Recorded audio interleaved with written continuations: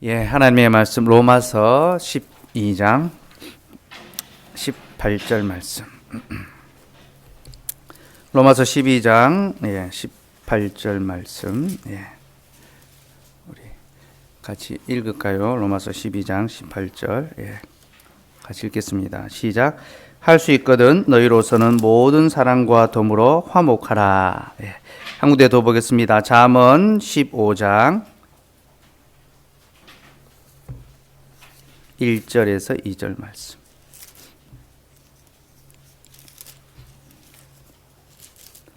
잠언 15장 1절과 2절 말씀 같이 읽읍시다. 시작.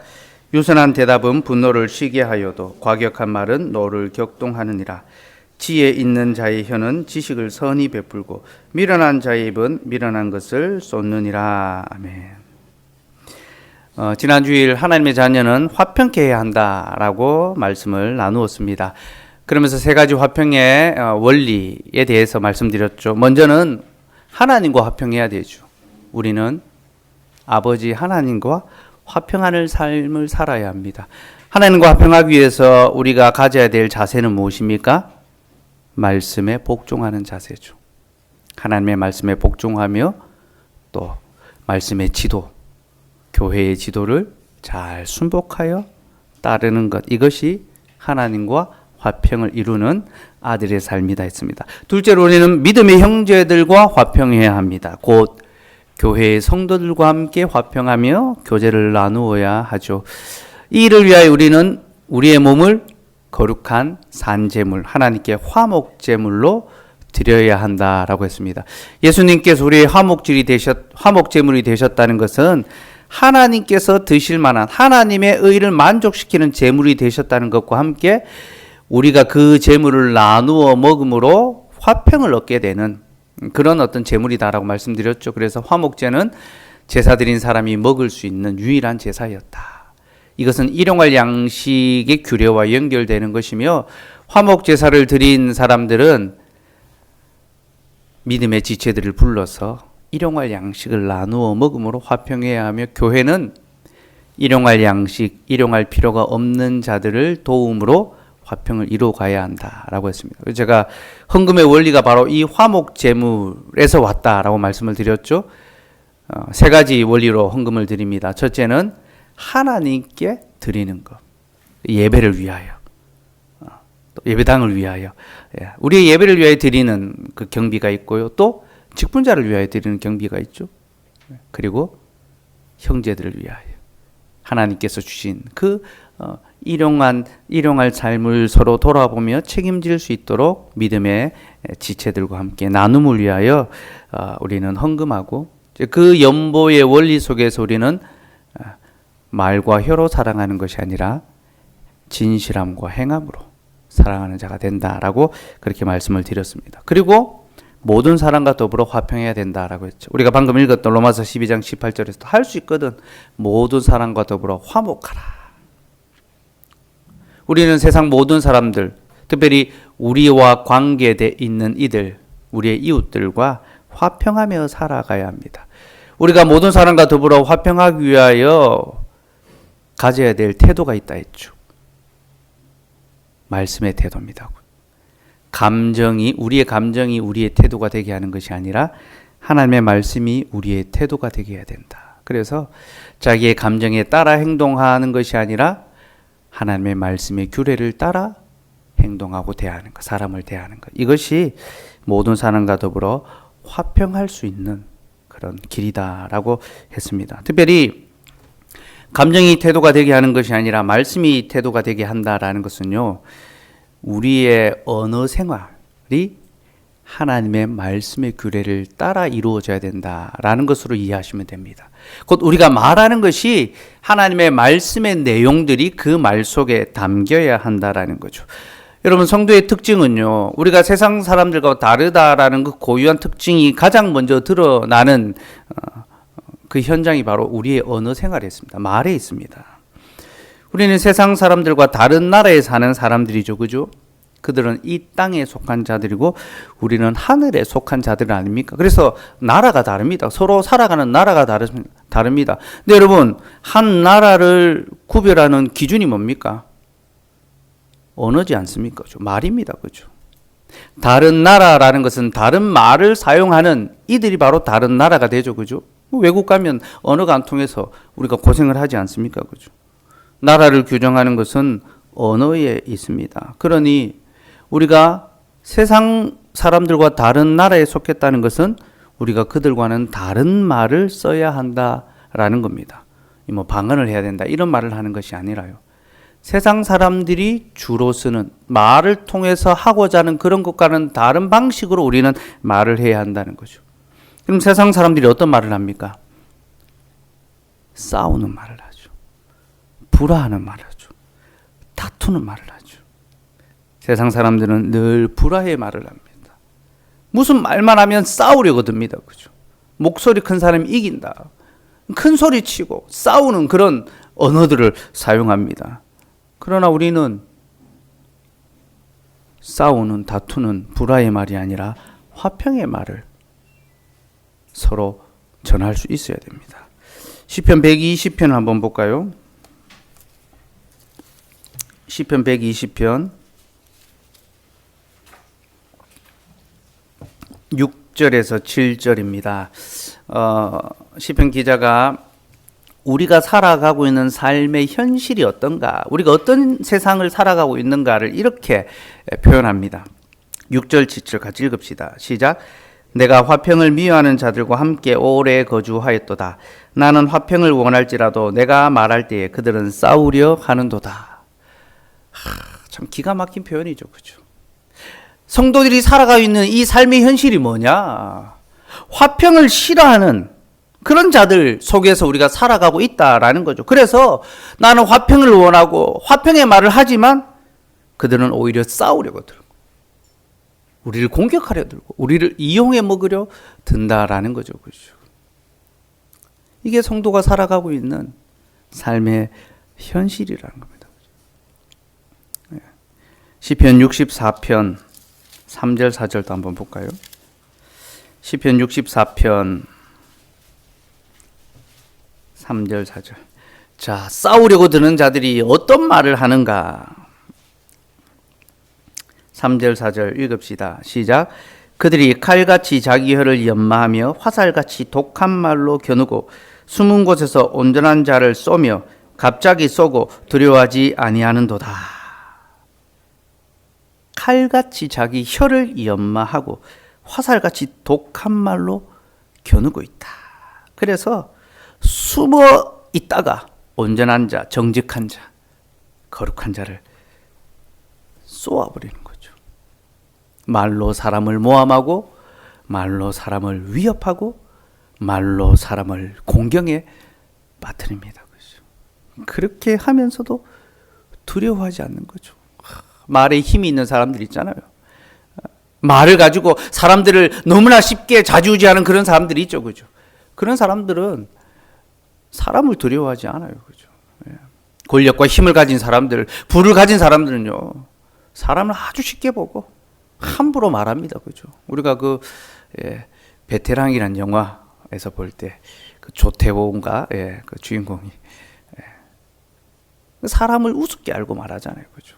어이가 없네, 뭐. 진짜 아무도 자기에게 대적할 사람이 없는 거죠. 그죠? 권력과 힘과 부를 가졌다는 거죠. 사람을 말로 쉽게 공격하고 위협에 빠뜨리고 수군수군대고 모함하고. 이것이 세상 사람들이 사용하는 말이라는 겁니다. 다투고 수군수군대고. 특별히 뒷담화 같은 거 있잖아요. 그죠? 네. 뒷담화 하는 것이 너무나 우리의 어떤 이 일상 속에 깊이 들어와 있어서 직장의 상사라든지 혹은 어떤 친구라든지 타인을 향하여 우리는 너무 쉽게 함부로 말하고 재단하는 그런 언어 생활을 하고 있습니다.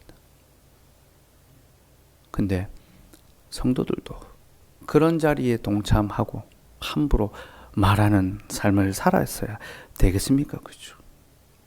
세상 사람들이 세상 속에서 싸우고 다투고 불화하는 자들이 쓰는 그런 언어고 우리는 그들과 다른 말을 써야 되는 거죠. 잠언 15장 1절 2절 다시 돌아갑시다.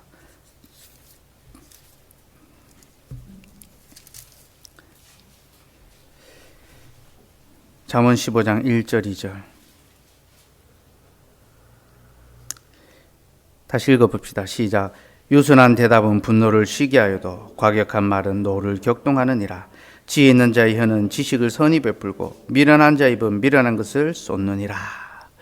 유순한 대답은 분노를 쉬게 한다. 노를 멈추게 한다. 여러분, 우리의 감정을 상하게 하는 그런 말들이 우리에게 들릴 수 있습니다. 그죠? 늘 공격하는 이 화살과 같은 말들이 날아와서 우리의 마음을 아프게 하고 우리를 괴롭게 하고 우리를 두렵게 하고 막 그런 상황들이 있잖아요. 그죠?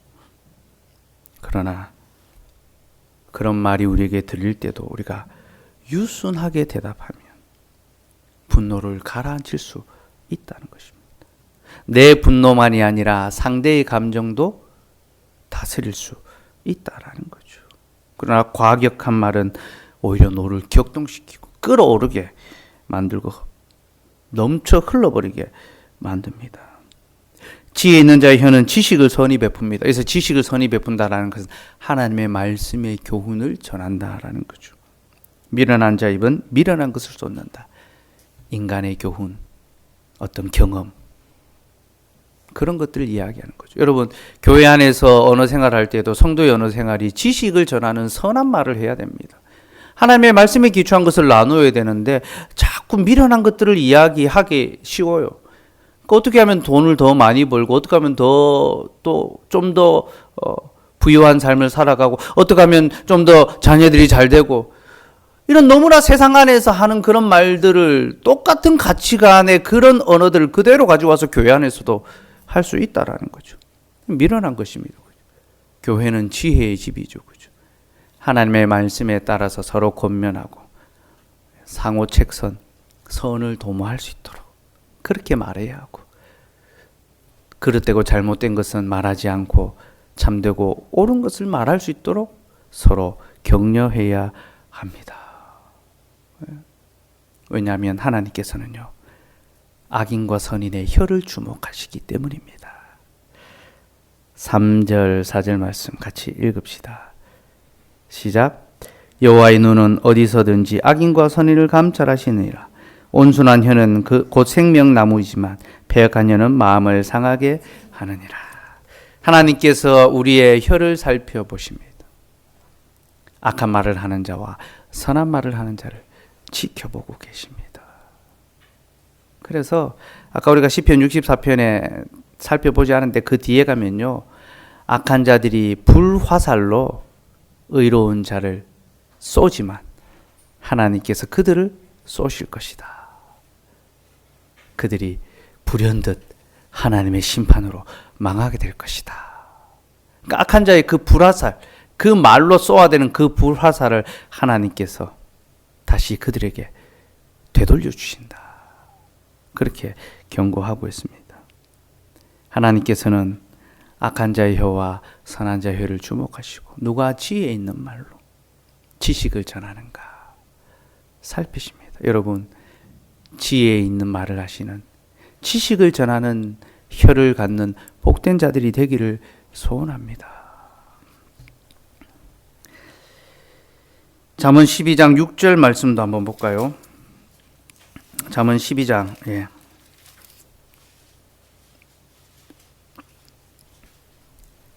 6절 같이 읽읍시다. 시작. 악인의 말은 사람을 엿보아 피를 흘리자 하는 것이거니와 정직한 자의 입은 사람을 구원하느니라. 악한 자의 말은 사람에게 피를 흘리는, 칼을 휘두르니까 그죠. 피가 철철 흘러 넘치죠. 분노와 상처만 그 말로 겪게 되는 거죠. 그러나 정직한 자의 입은 사람을 구원합니다. 상처를 어루만지고 그를 고통에서 벗어나게 해주죠. 18절도 한번 볼까요? 18절, 19절 같이 읽읍시다. 시작. 칼로 찌른같이 함부로 말하는 자가 있거니와 지혜로운 자의 혀는 양약과 같으니라. 진실한 입술은 영원히 보존되거니와 거짓 혀는 잠시 동안만 있을 뿐이니라. 칼로 찌르는 것처럼 말하는 사람이 있습니다. 한마디 한마디가 그냥 베이는 것처럼. 이런 혀는 잠시 동안만 있을 것입니다. 그러나 진실한 입술,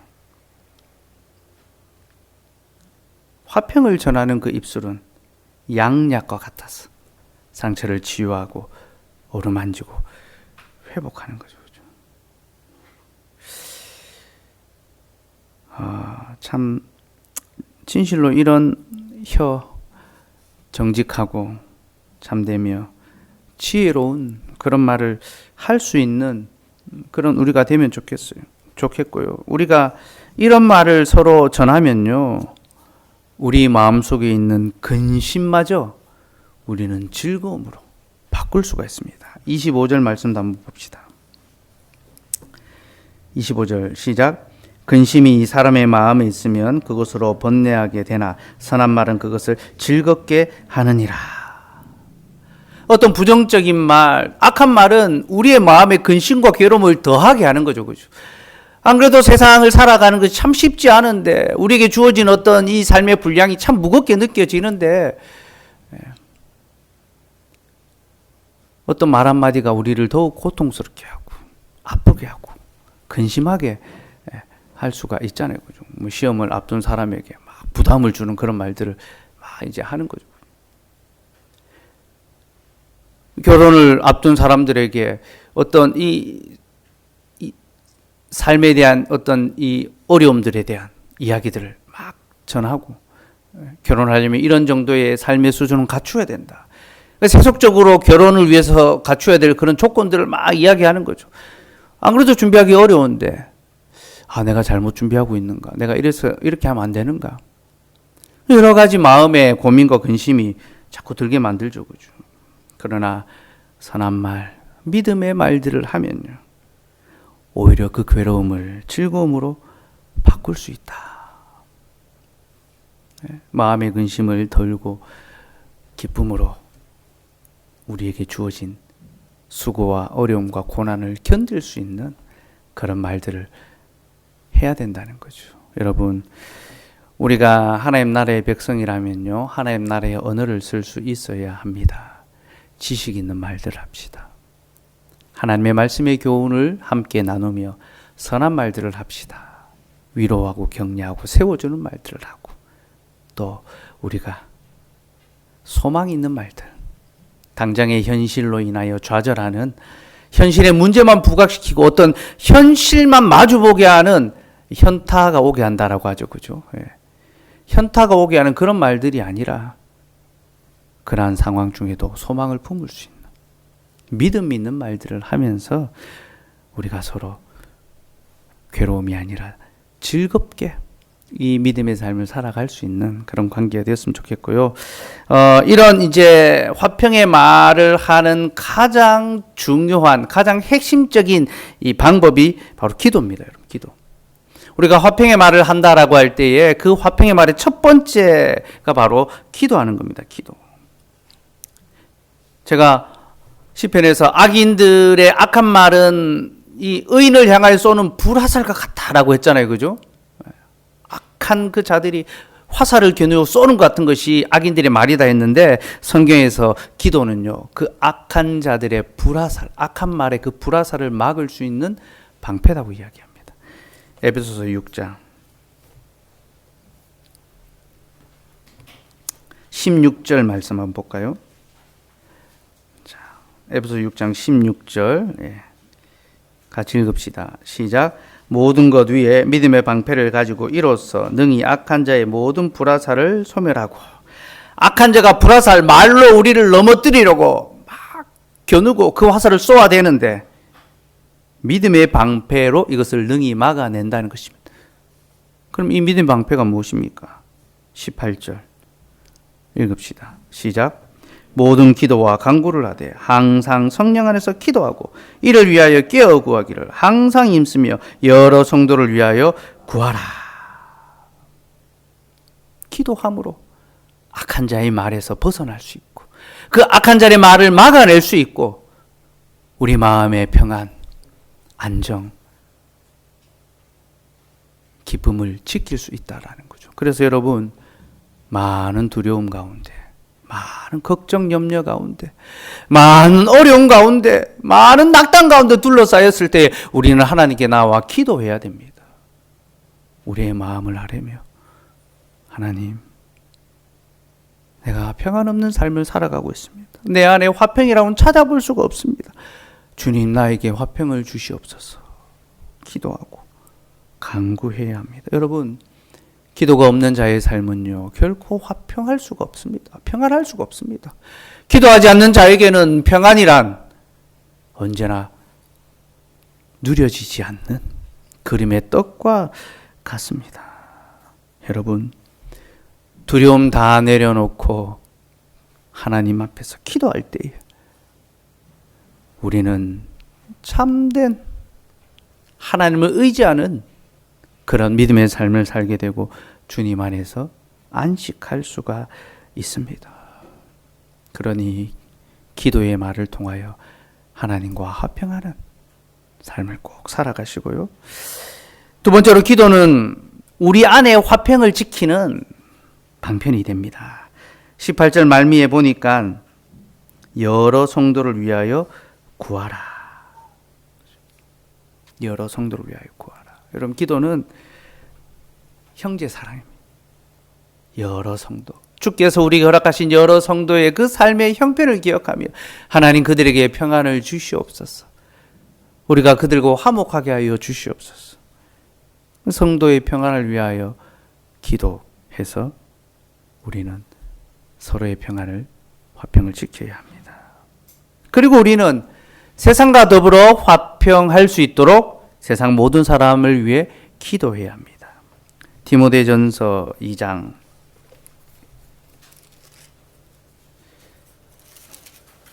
1절 2절 말씀 볼까요? 디모데전서 2장 1절 2절 말씀. 예. 시작. 그러므로 내가 첫째로 권하노니 모든 사람을 위하여 간구와 기도와 도구와 감사를 하되 임금들과 높은 지위에 있는 모든 사람을 위하여 하라. 이는 우리가 모든 경건과 단정함으로 고요하고 평안한 생활을 하려 함이라. 바울 사도는 모든 사람과 더불어 화목하라라고 말하고 또 여기서는 모든 사람을 위하여 기도하라라고 말합니다. 여러분 우리가 모든 사람과 화목할 수 있는 방법이 무엇입니까? 곧 모든 사람을 위하여 기도하는 것입니다. 그 기도의 목적은요, 우리가 그들과 평화할 수 있도록, 고요하고 평안한 삶을 살아갈 수 있도록. 제가 몇 번 말씀드렸지만 우리가 세상과 화평하며 모든 이웃들과 더불어 화목해야 되는 목적이 있죠. 그죠? 무엇을 위해서입니까? 예배를 위해서죠. 우리 예배가 방해받지 않고 우리 예배가 온전하게 드려질 수 있도록 우리가 세상 사람들과 화평하며 그들과 더불어 살아갈 때에 우리는 우리의 예배를 평안 가운데 드릴 수 있게 됩니다. 그죠? 그래서 모든 사람을 위하여 기도와 도구와 감사, 그들을 위하여 기도하고 돕는 기도를 하고 그들로 인하여 감사하는 기도를 할 수 있어야 합니다. 그렇게 우리는 이 땅 모든 사람들과 더불어 화평하며 살아가야 하는데요. 이 화평이라는 것은 모든 인간이 추구하고 지향하는 그런 어떤 삶의 목표라고 할 수가 있습니다. 아우구스티누스는요, 신국론이라는 책에서 모든 인간이 추구하고 지향하는 삶의 목적은 평화다. 그러니까 평화하기 위하여 모든 사람들이 살아간다. 그렇게 말했습니다. 그러면서 그 평화를 지키기 위하여 사람들은 전쟁도 불사한다. 왜 전쟁하는 겁니까? 우리나라의 평안, 이 땅 백성들의 평화를 지키기 위하여 전쟁마저도 불사하는 거죠. 그죠? 세상이 평화를 지키는 방식은 때로는 전쟁을 통해서 평화를 지킨다라는 겁니다. 제가 TV 프로에서 어떤 이제 군사 전문가들이 나와서 이제 세계 평화 또 이 군비 어떤 이런 이제 군사 현황에 대해서 이제 토론하는 걸 봤는데요. 이제 2차 대전 지나고 난 다음에 이제 세계 여러 이제 열강들이 아주 이 경쟁적인 군비 이제 확산, 그러니까 이제 군사 비용을 많이 이제 늘리는 어떤 이런 경쟁들을 펼쳤대요. 그래서 아주 고도의 무기, 뭐 핵폭탄 그리고 뭐 더 강력한 그런 무기들이 많이 개발됐는데 그렇게 아주 강력한 무기들이 개발됐기 때문에 전쟁을 쉽게 못하는 효과가 있다. 그러니까 군비 이 경쟁이 오히려 평화를 유지하는 원리가 되고 있다. 그렇게 이야기를 하더라고요. 그러니까 이제는 뭐 누가 힘 있는 나라가 좀 약한 나라를 공격해서 박살 낼 수 있지만 약한 나라도 아주 강력한 무기를 통해서 데미지를 줄 수 있다는 거죠. 그래서 함부로 쉽게 그렇게 전쟁을 벌이지 못한다는 겁니다. 전 세계가 전쟁의 소용도로 들어가 버리기 때문에 무기는 점점 개발하지만 이 평화를 유지하는 원리가 된다라면서 그렇게 이야기하더라고요. 아우구스티누스가 그 시대에 봤던 세상이 돌아가는 원리와 똑같다라는 거죠. 사람들이 보니까 평화를 위하여 살아가는데 그 평화를 위하여 전쟁도 불사한다. 그렇게 딱 이야기했던 겁니다. 그러면서 아우구스티누스는 그러나 그런 평화는 참된 평화가 될 수 없다. 전쟁을 통하여 누려지는 평화가 어떻게 진정한 평화가 될 수 있겠느냐. 그러면서 참된 평화의 조건으로 세 가지를 그가 제시를 합니다. 첫째는 하나님의 즐거움 속에서 완벽하게 정돈되고 조화된 친교다. 그러니까 인생이 하나님 안에서 기뻐하면서 완전하게 정돈되고 잘 조화된, 그러니까 말씀의 질서 아래 순복하는 가운데 하나님과 더불어 나누는 친교가 참된 평화다라는 거예요. 특별히 이 평화, 화평이라는 그 말 라틴어 단어 속에 경계, 구별이라는 뜻이 있답니다. 그러니까 경계를 잘 지키고 질서를 잘 유지할 때에 그 안에서 친교할 수 있다라는 거죠. 하나님의 말씀 속에서 복종하고 질서 있게 생활하고 하나님과 교제하는 것이 참된 교제의 즐거움이라는 거죠. 두 번째는요, 하나님 안에서 서로 즐기는 평화다. 그러니까 하나님 안에서 함께 믿음의 형제로 부름받은 자들이 서로 즐기는 평화, 서로 주고 나눔을 통하여 평화하는 거죠. 그죠? 언약의 공동체가, 믿음의 지체들이 성도의 교제를 나눔으로 즐거워하는 평화. 세 번째가 자신이 속한 사회의 시민으로서 공동체적인 삶을 살아감으로 누리는 평화. 그래서 이는 자신이 속한 그 사회의 시민이기 때문에 그는 공동체적인 삶 안으로 들어가야 하며 서로 어울려야 한다. 그래서 평화를 이루기 위해 노력해야 된다. 그렇게 말했습니다. 그러면서 기독교는 불가피하게 사회적이다. 세상 속으로 들어가서 세상 가운데 하나님의 화평을 이루어야 된다는 거죠. 성도는 사회의 화평을 위하여 자신이 기여해야 할 책임이 있다. 자신이 갖고 있는 은사들을 가지고 건강과 지식과 여러 가지 어떤 부여나 부라든지 하나님 주신 모든 것을 통하여 화평을 위해 기여해야 한다. 이 세 번째 평화였습니다. 제가 지난주일 설교했던 그 평화의 내용과 동일한 내용이죠. 제가 설교하고 난 다음에 책을 읽다가 이 부분을 보고 제가 깜짝 놀랐습니다. 아, 설교를 내가 잘했구나 역시. 그런 게 아니고 하나님의 말씀은 항상 동일한 것을 말씀하시는구나. 하나님 안에서 즐거워하고 하나님의 백성들과 즐거워하고 이 땅의 거민들과 함께 즐거워하는 그것이 참된 평화라는 거죠. 아구스티누스가 말하는 평화는요, 먼저는 하나님 안에서의 평화고 그 다음은 하나님의 사람들을 통한 평화입니다. 그죠? 하나님 안에서 먼저 평화하고 하나님의 사람들을 통하여 이 땅이 평화를 누려가는 것. 그것이 참된 평화죠. 그래서 우리는 이 땅과 이 땅 사람들의 평화를 위해서 기도해야 합니다. 모든 사람, 우리와 관계된 또 이 시대를 함께 살아가고 있는 모든 사람을 위하여 이 나라 이민족 또 온 세계 열방을 위하여 기도해야 됩니다. 하나님께서 그들에게 평화 내려주기를 소원해야 되고, 그것이 평화를 위한 우리의 삶의 방식입니다. 제가 얼마 전에 예랑자매하고 카톡을 하다가 좀 이제 주고받은 대화의 내용이 있는데, 제가 설교 때 이걸 꼭 한번 예화로 쓰겠다, 그렇게 저작권 부탁을 허락을 받고 한 내용이 있는데, 마지막으로 말씀을 드릴게요.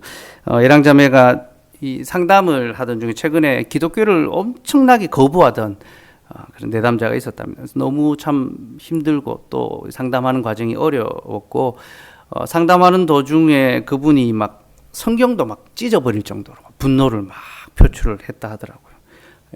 그러면서 이제 한 주 한 주 계속 이제 상담을 진행하고 있었는데, 상담이 이제 계속되면서 하루는 그분이 예랑자매한테 이렇게 물었답니다.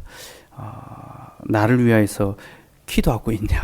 그렇게 묻더랍니다. 그래서 맞습니다. 제가 기도하고 있습니다. 근데 어떻게 하셨습니까? 물으니까 그런 마음이 느껴지고, 그리고 내 안에 어떤 마음의 평안이 조금씩 회복되고 있는 걸 내가 느낀다.